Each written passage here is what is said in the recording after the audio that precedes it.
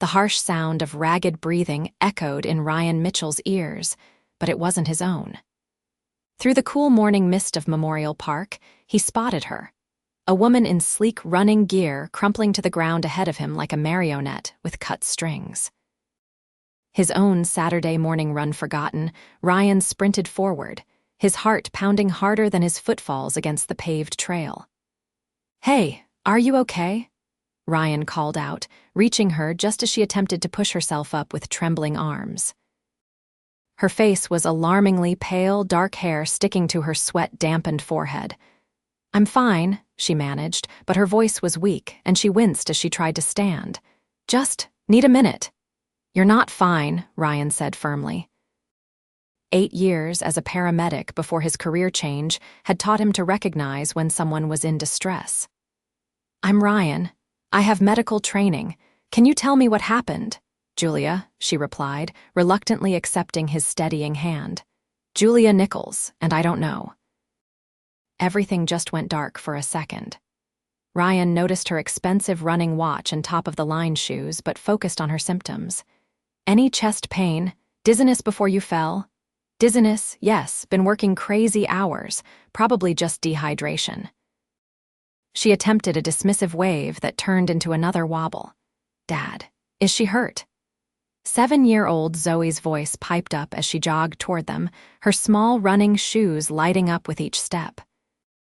Ryan's daughter had been trailing behind him on their regular Saturday run, practicing for her school's upcoming fun run. "This is Julia," Ryan explained to his daughter. "She's not feeling well." "Julia, this is my daughter, Zoe." "Hi." Julia managed a weak smile at the little girl with Ryan's same warm brown eyes and determined expression. "You should sit down," Zoe stated with the absolute certainty only children possess. "That's what Dad always makes me do when I feel wobbly." Ryan guided Julia to a nearby bench. "Zoe's right. Let's get you sitting before you fall again." Once she was seated, he crouched before her, professional instincts taking over. "I'm going to check your pulse, okay?" Julia nodded, struck by the gentle strength in his calloused fingers as they pressed against her wrist. He was handsome in an approachable way, broad-shouldered with laugh lines around his eyes, and dark hair, threaded with the earliest hints of silver. His running clothes were well worn. Unlike the pristine technical gear most serious runners in this upscale neighborhood wore. "Your heart's racing," Ryan observed. "When did you last eat or drink something?" Julia hesitated. "Yesterday afternoon, maybe. I had a conference call that ran late, then emails until midnight, then an early morning international call at 5. I just wanted to get a quick run in before heading back to the office." Ryan reached into his small running pack and pulled out a water bottle and energy bar. "Here. Small sips first, then try eating something." "You don't have to, Dad always packs extra snacks," Zoe interrupted, bouncing slightly on her toes. "He says being prepared is his superpower." Julia accepted the water with a grateful nod. As she drank, Ryan noticed her expensive watch again, the kind that cost more than his monthly rent. Something about her seemed vaguely familiar, but he couldn't place it. "Better?" he asked after she'd had some water and a few bites of the energy bar. "Much, thank you." Julia's color was slowly returning. "I can't believe I pushed myself this hard. Normally, I'm more careful." "Work stress will do that," Ryan said knowingly. "Makes you forget the basics." "Daddy forgets to eat sometimes too when he's working on big buildings," Zoe supplied helpfully. "Then I have to remind him." Julia looked at Ryan with new interest. "You're in construction." "Architectural engineering," he clarified. "I design the structural elements of buildings, make sure they don't fall down. Not as glamorous as it sounds, mostly spreadsheets and stress calculations these days." "I think it sounds very important," Julia said sincerely. "Buildings not falling down is something we all appreciate," Ryan laughed, a warm sound that seemed to brighten the morning. "When you put it that way, I sound practically heroic. How about you? What kind of work has you on international calls at 5 in the morning?" A flicker of reservation crossed Julia's face. "Corporate consulting. Nothing exciting." She has a fancy watch like my teacher Mrs. Peterson's husband, Zoe observed innocently. He's a doctor and she says they're rich, but you shouldn't say so because it's rude. Zoe, Ryan looked mortified. I'm so sorry. Filter development is still a work in progress at age 7. To his relief, Julia laughed. No apologies needed, and she's right, it is rude to talk about money. She winked at Zoe, but excellent observation skills. Ryan checked his own much more modest watch. We should probably get going. Zoe has soccer practice at 10. Are you feeling steady enough to get home, or can I call someone for you? I'm fine now, really. Julia stood carefully, testing her balance. Thank you for stopping. Most people would have just run past. Not my dad, Zoe said proudly. He always helps people, even when we're late. Ryan pulled out his phone. Look, I don't normally do this, but would you mind if I checked on you later? Just to make sure you got home okay? Julia hesitated only briefly before reciting her number. As Ryan saved it in his phone, she added, I really am fine, though. Humor me, Ryan said with a smile. Former paramedic habits die hard. As Ryan and Zoe continued their run, Julia watched them go, struck by the unexpected kindness of a stranger and trying to ignore the flutter in her chest that had nothing to do with her near-fainting episode. Ryan sent a quick text that evening after getting Zoe to bed. Hope you're feeling better. Just checking in as promised. Ryan from the park, the response came quickly. Much better. Thank you again for stopping. Your daughter is wonderful. Ryan smiled at his phone. He hesitated, then typed. She thinks you're really pretty, even when you were falling down. Her words, not mine. Though I don't disagree. 3 dots appeared, disappeared, then reappeared. Finally. Well, please thank her for the compliment. You've raised quite the charmer, like father, like daughter. Ryan stared at his phone, feeling an unfamiliar thrill. Was she flirting? He couldn't remember the last time he'd flirted with anyone. Since Zoe's mother had walked out 5 years ago, leaving him with a toddler and a mountain of debt, dating had been the furthest thing from his mind. I don't know about that, he replied, but I'd like to think I'm raising her right. From what I saw, you absolutely are. Ryan took a deep breath and typed before he could overthink it. This may be presumptuous, but would you like to grab coffee sometime? Just to make sure you're fully recovered, of course, purely medical follow-up. The response took longer this time. Ryan had almost convinced himself he'd overstepped when his phone buzzed. Medical follow-up sounds important. I'd hate to be negligent about my health. Tuesday morning, 8 a.m., Cornerstone coffee on Maple. Ryan grinned like a teenager. I'll be there. For your health, of course. Tuesday morning found Ryan arriving at Cornerstone Coffee 15 minutes early, nervously checking his reflection in the window. He'd come straight from dropping Zoe at school, wearing the one decent button-down shirt he owned with jeans that didn't have construction dust ground into the knees. He spotted Julia the moment she walked in. She looked completely different from the disheveled runner he'd met, now wearing a tailored charcoal suit with a silk blouse, her dark hair falling in elegant waves. Several heads turned as she entered, and Ryan suddenly felt underdressed and out of his league, but her face lit up when she saw him, and she navigated through the morning crowd with purpose. Hi, she said, slightly breathless. I'm so glad you're here. I have a crazy morning, but I really wanted to see you. Ryan couldn't help but smile. You look recovered. And you look nice, she replied, eyes warm with appreciation. Much better circumstances than seeing me collapse on a running path. They ordered Ryan a simple black coffee, Julia a complicated espresso concoction, and found a small table in the corner. So, as your temporary medical consultant, how are you feeling? Ryan asked. Much better. Though I did make an appointment with my actual doctor, who confirmed your diagnosis of working too much and forgetting basic human needs. It's a common condition in this city, Ryan said. I've suffered from it myself. But you have Zoe to keep you on track, Julia observed. She seems like quite the wise little soul. Ryan's expression softened. She's my whole world, keeps me grounded for sure. Single dad. Julia asked gently. Ryan nodded. For 5 years now. Her mom decided parenthood and marriage weren't for her after all, moved to California to find herself. Sends birthday cards sometimes. I'm sorry, Julia said, genuine sympathy in her voice. Don't be. It was rough at first, but we're good now. Zoe and I make a great team. He took a sip of coffee.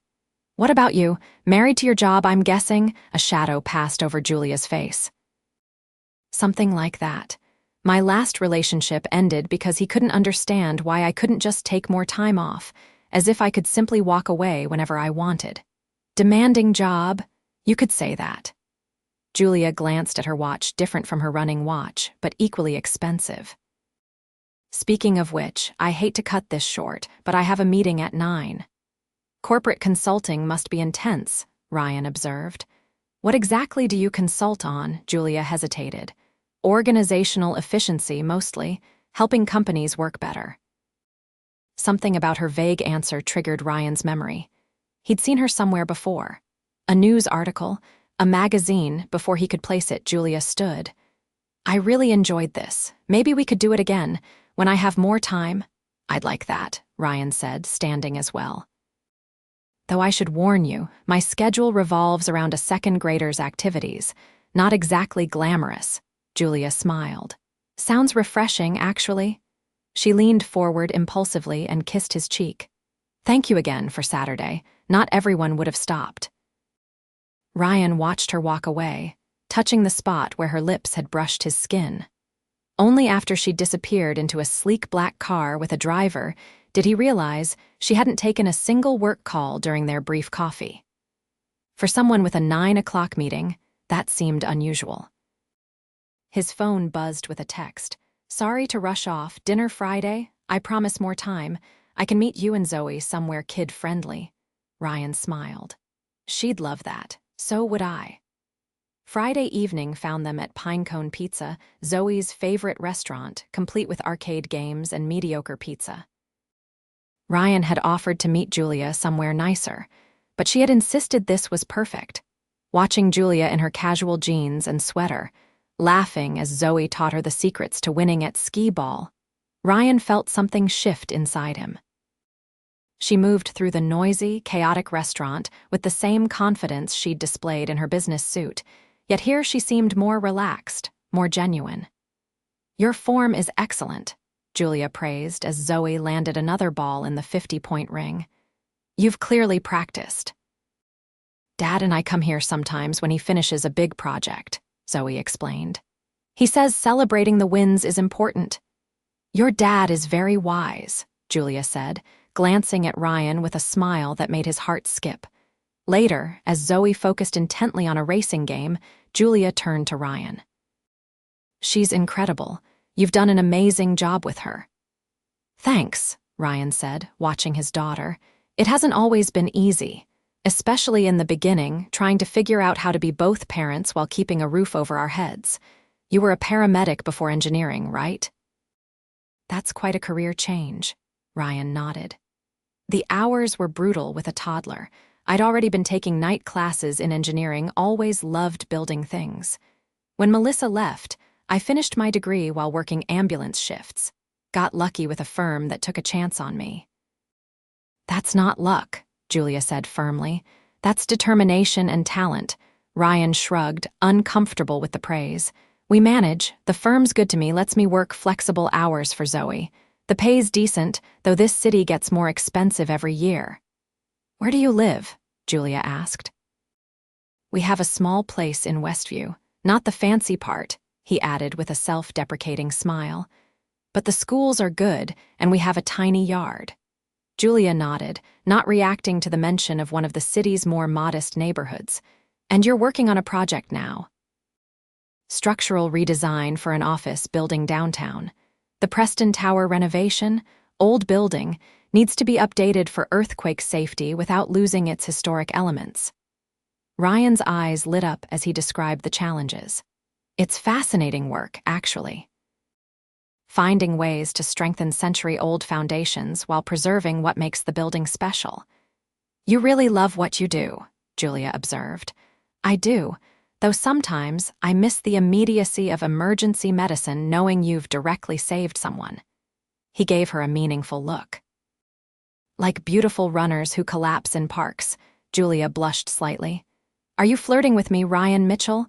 "Trying to," he admitted. "I'm out of practice."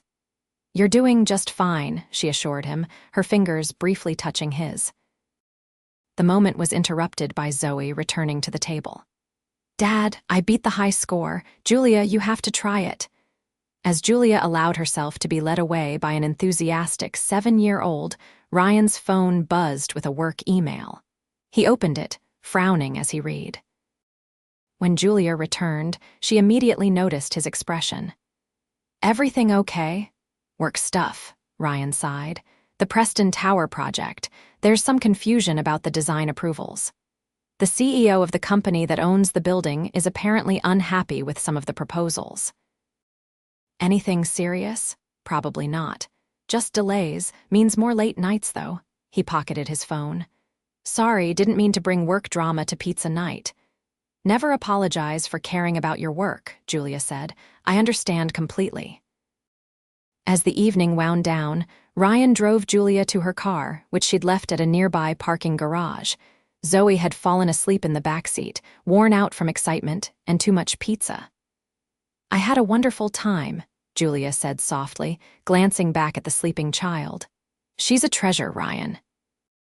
"Yeah, she is," he agreed. "And she likes you, which means a lot. She's a good judge of character." "I like her too, and her dad." Julia's voice was warm in the darkness of the car. Ryan felt his heart pounding as he pulled into the parking garage. "I'd like to see you again." "Without the pizza and arcade games, maybe?" "I'd love that," Julia replied. "But I also wouldn't mind more evenings like this. It's been refreshing." As they reached her car, an understated but clearly luxury model, Ryan hesitated. "Can I ask you something?" "Of course." "What's going on with us?" "I mean, you're clearly—" He gestured vaguely at her car, her watch, her whole aura of polished success. "And I'm a single dad living paycheck to paycheck in a rental. Not exactly in the same league." Julia's expression softened. "Maybe I don't care about leagues, Ryan.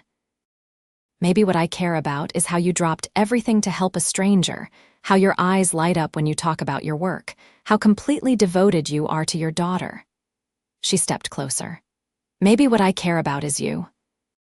Before Ryan could respond, Julia rose on her tiptoes and kissed him not on the cheek this time, but softly on the lips. He responded immediately, one hand gently cupping her face as the kiss deepened. When they finally pulled apart, Ryan felt slightly dazed. "Wow," Julia laughed softly. "Wow indeed." She glanced at her watch. "I should go, early meeting tomorrow." "On a Saturday, international clients," she explained, "different time zones." Ryan nodded, though something about her explanation felt rehearsed. "Can I call you tomorrow? Please do." She kissed him once more, quickly, before getting into her car. As Ryan drove home, Zoe still sleeping peacefully in the backseat, he couldn't shake the feeling that Julia was holding something back. But the memory of her kiss pushed away his doubts, at least for now. The next 2 weeks passed in a whirlwind of texts, calls, and stolen moments together. Julia joined them for Zoe's soccer game, cheering louder than anyone when Zoe scored her first goal. Ryan met Julia for lunch near his office, marveling at how she could make even a quick sandwich in a park feel special. But there were oddities he couldn't ignore. Julia never invited him to her home. She was vague about her office location. She occasionally took calls that required her to step away, speaking in hushed, authoritative tones before returning with apologies. "It's fine," Ryan assured her after one such interruption during a walk along the riverfront. "Work is work." "I just hate that it intrudes on our time," Julia said, tucking her phone away decisively. "Tell me more about the Preston Tower project. Any progress with the approval issues?" Ryan sighed. "Not really. Everything's stalled because the CEO hasn't signed off. Apparently, she's some perfectionist who wants to review everything personally." He kicked a stone. "Meanwhile, my team is stuck in limbo." "That sounds frustrating," Julia said carefully. Maybe she has her reasons. Maybe, Ryan conceded, but it's a solid design. Best work I've ever done, actually. I just wish I could explain it to her directly instead of having everything filtered through layers of management. Julia looked thoughtful. Perhaps an opportunity will arise. The following Tuesday, Ryan was working late at his firm's offices, struggling with yet another revision to the Preston Tower plans when his phone rang. It was Julia. "Hey," he answered, unable to keep the smile from his voice despite his frustration. "I was just thinking about you." "Good thoughts, I hope?" Her voice sounded strange, tense, almost nervous. "Always. Everything okay? Actually, I need to talk to you, in person. Are you still at work?" Ryan checked his watch. "Yeah, stuck here for at least another hour. Preston Tower revisions. Again." "I know," Julia said, then quickly added, I figured, could I meet you there? It's important." 30 minutes later, Ryan was waiting in the lobby when Julia arrived. She was dressed in full business attire, a power suit he hadn't seen before, her hair pulled back in a sleek bun. She looked formidable and somehow distant. "What's going on?" Ryan asked, concern rising. "Is everything all right? Can we talk privately?" Julia asked. "Maybe in your office." Ryan led her through the nearly empty building to his modest office. As soon as the door closed, Julia turned to him, determination in her eyes. "I haven't been completely honest with you, Ryan." His stomach dropped. "Okay. I'm not a consultant, at least not in the way I implied." Julia took a deep breath. "I'm the CEO of Nichols International Development." Ryan stared at her blankly for a moment before recognition dawned. "Nichols? As in the company that owns Preston Tower, the one whose CEO is holding up my designs?" Julia nodded, her expression apologetic. "That would be me, yes." Ryan sank into his desk chair, mind racing. "So all this time." "I didn't plan this, Ryan. When we met in the park, I had no idea who you were. By the time I realized you were the engineer whose designs were on my desk, She hesitated. "I already cared about you. So what was this? Research? Getting close to me to evaluate my work personally?" The hurt in his voice was unmistakable. "No, God, no." Julia moved closer, desperation in her eyes. "I kept seeing you because I wanted to, because you and Zoe make me happier than I've been in years." "Then why hide who you were?" "Because people treat me differently when they know. They want something, or they're intimidated, or they see dollar signs instead of me." She reached for his hand. "With you, I was just Julia, the woman who collapsed in a park and was saved by a kind stranger. The woman who could eat mediocre pizza and play skee ball without worrying about shareholders or quarterly reports." Ryan pulled his hand away, processing. "The Preston Tower project, is that why you kept asking about it?" "At first, maybe," Julia admitted. "But then I heard your passion for it, saw how much you cared about preserving the building's character while making it safer. It made me look at the plans differently. And they're brilliant, Ryan. I was going to approve them tomorrow." "That's partly why I'm here to tell you that, and to finally be honest about who I am." She swallowed hard. "I couldn't move forward with us while keeping such a big secret." Ryan stood and walked to the window, looking out at the city lights. "I don't know what to think right now." "I understand," Julia said quietly. "For what it's worth, nothing I shared with you about myself was a lie, just incomplete." Ryan turned back to her. "Why tell me now?" "Because I'm falling in love with you," Julia said simply. "And I want a real chance with you without secrets between us." The words hung in the air between them. Ryan studied her face, searching for any sign of manipulation or calculation. What he saw instead was vulnerability and hope. "This is a lot to process," he finally said. "I know, and if you need time, or if this changes things for you." Julia's voice caught. "I'll understand." Ryan ran a hand through his hair, conflicted. "Does Zoe factor into this at all? Because I need to know if..." "Zoe is wonderful," Julia interrupted firmly. "And yes, she factors in because she's part of you, Ryan, the most important part. But my feelings for you both are real. That night at the pizza place, best night I'd had in years." Despite his confusion, Ryan couldn't help but smile at the memory. "You did set a new skee ball record." Damn right I did, Julia said, a glimmer of hope in her eyes. And I'd like the chance to set more records, with both of you. Ryan crossed back to her. So, Miss CEO, what happens now? That depends on you, Julia said. If you want me to walk away, I will, but I'm hoping you'll give us a chance. Ryan considered for a long moment. I need some time. This is a lot. Of course, Julia nodded, clearly disappointed but understanding. Take all the time you need. She turned to leave, then stopped. For what it's worth, I never intended to hide this from you forever. I just wanted to know if what we had was real before complications set in. After she left, Ryan sat in his office for hours, staring at the Preston Tower plans spread across his desk. The building that had inadvertently brought them together. Finally, he pulled out his phone. Dad. Zoe's sleepy voice answered at his sister's house, where she was staying overnight. Are you still working? No, sweetheart, just thinking about something. Can I ask you a question? Uh-huh. What do you think about Julia? There was a pause, then Zoe answered with the straightforward honesty of childhood. I think she makes you smile more, and she doesn't talk to me like I'm a baby, and she's really good at skee-ball. Ryan smiled despite himself. Those are all important things. Is she your girlfriend now? Zoe asked. I'm not sure, Zoe. Would you be okay with that if she was? As long as she doesn't try to be my mom, Zoe said seriously. Because I already have one, even if she doesn't live with us. No one could ever replace your mom, Ryan assured her. But sometimes grown-ups find new people to care about. I know that, Dad, Zoe said with the exasperation of a child stating the obvious. Like how Grandma found Grandpa Gary after Grandpa Bill died. Ryan laughed softly. Exactly like that. Get some sleep, okay? Love you. Love you too. Tell Julia hi. After hanging up, Ryan stared at his phone for a long moment before typing. Still processing, but I'd like to talk more. Breakfast tomorrow, just us. Julia's response came immediately. Name the place and time, I'll be there. The next morning, they met at a quiet diner away from the business district. Julia arrived in jeans and a simple sweater, her hair loose around her shoulders, looking more like the woman he'd come to care for than the CEO who had stood in his office.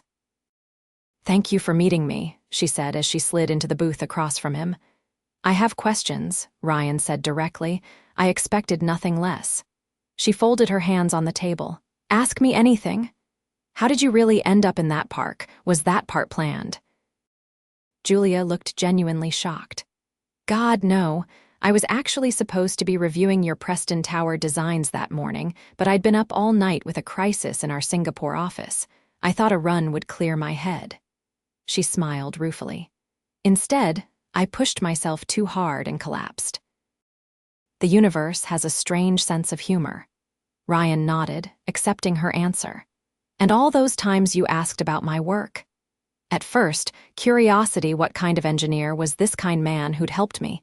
Then genuine interest, because you're passionate about what you do. And yes, eventually I was connecting dots. But Ryan, she leaned forward, I never used anything you told me against you or your designs. If anything, hearing you talk about the project made me appreciate the work more. The approval came through this morning, Ryan said. My boss called me on my way here. I signed off first thing, Julia confirmed, because the designs are excellent. That would be true whether I knew you or not. Ryan studied her face. This is a complicated situation. Life usually is, Julia agreed. But some complications are worth navigating. And if things don't work out between us, what happens to my project, my career? Nothing, Julia said firmly. I've already established a firewall between this project and our personal relationship. The approval is done, on record, based on the merits of your work alone. Ryan nodded slowly. I care about you, Julia. These past weeks have been, I've felt more alive than I have in years. Hope flickered in Julia's eyes. I feel the same way. But I need to know this is real. That you want this us for the right reasons. The morning I collapsed in that park was the lowest point in my life, Julia said quietly. Not physically, though that was scary enough, but emotionally. I had just turned 35. I was running a billion-dollar company, and I had absolutely no one to call when I felt myself falling. Her eyes glistened. Then you appeared, this kind stranger with your little girl, offering me water and checking my pulse and actually caring whether I was okay. She reached across the table, taking his hand. Every moment we've spent together since then has felt more real than my entire adult life. So yes, Ryan, I want this for all the right reasons. I want you the man who stops for strangers, who teaches his daughter to celebrate the wins, who gets excited about 100-year-old building foundations. Ryan looked at their joined hands. I'm not part of your world, Julia. I'm a middle-class single dad with student loans and a mortgage. You're exactly what my world has been missing, Julia countered.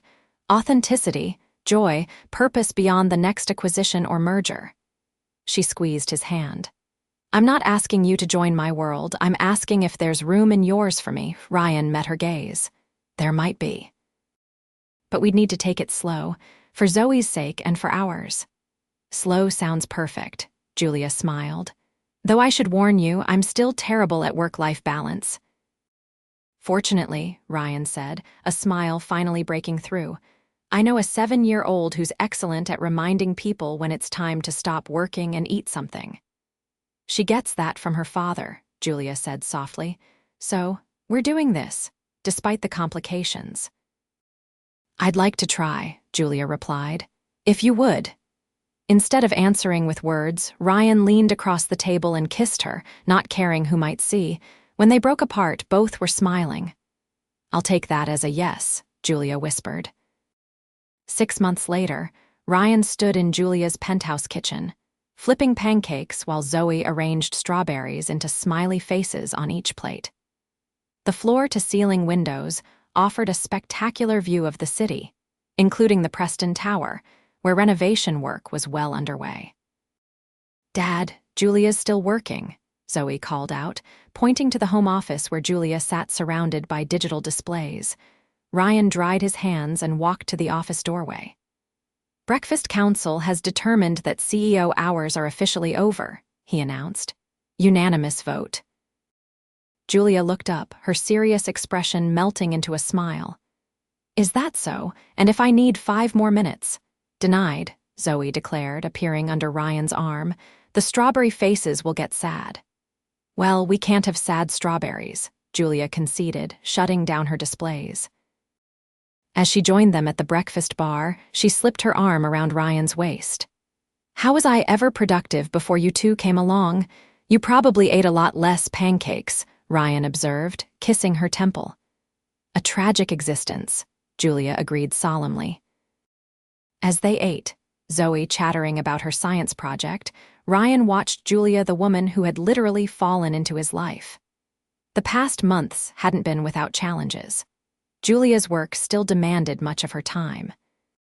Ryan had faced skepticism from colleagues who assumed his relationship had influenced the Preston Tower approval. They'd navigated awkward questions about the disparity in their financial situations, but they'd also built something real. Julia attended Zoe's soccer games whenever humanly possible. Ryan had his own key to the penthouse, though they still maintained separate homes for Zoe's stability. Most importantly, they'd created a relationship based on honesty, respect, and genuine affection. Earth to Ryan, Julia waved her fork. You're staring. Just thinking about how different life was a year ago, he admitted, Julia's expression softened. Better or worse? Definitely better, he said. Though I never would have guessed that the woman who collapsed on my running route would end up being so important to me. I didn't collapse, Julia protested with mock indignation. I strategically lowered myself to the ground. You fell down, Zoe corrected matter-of-factly. But it's okay because Dad was there to help, and now we're all together and you make really good hot chocolate. Julia laughed. Ah, so that's why you keep me around? The hot chocolate. And because you make Dad happy, Zoe added, as if it were the most obvious thing in the world. Ryan reached for Julia's hand across the breakfast bar. She's right about that. Later, as Zoe was engrossed in a movie, Ryan and Julia stood on the balcony, looking out at the city they both loved in different ways. "I have something to ask you," Julia said, suddenly serious. "Should I be nervous?" Ryan teased. "Maybe a little," she admitted. "I've been thinking. My lease on this place is up next month." "Are you moving?" Ryan asked, surprised. "I was hoping we might consider finding a place together," Julia said carefully. "Something that feels like ours. Not my world or your world, but something new." Ryan's heart raced. "You mean?" "I mean I love you, Ryan Mitchell. I love your daughter. I love our complicated, beautiful life together, and I'd like to make it official." She reached into her pocket and pulled out a small box. "This isn't quite a proposal, not yet, but it is a promise."